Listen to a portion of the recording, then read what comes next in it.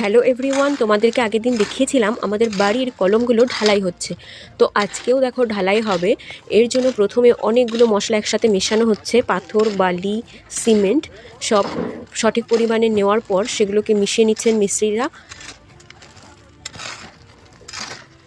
আর এত রোদ উঠেছে, উনি হাঁপিয়ে যাচ্ছিলেন। চারিদিকে দেখো কত রোদ।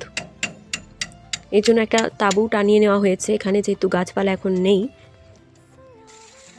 এরপর জল দিয়ে মশলাটাকে ভালোভাবে মিশিয়ে তারপর ঢালাইয়ের জন্য তৈরি করছেন।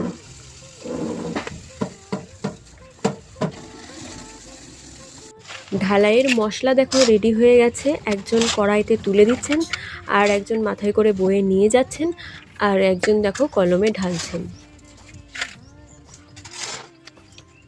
আজকেও এইরকমভাবে 4টে ঢালাই হবে, তারপর ওনারা বাকি কাজগুলো করবেন।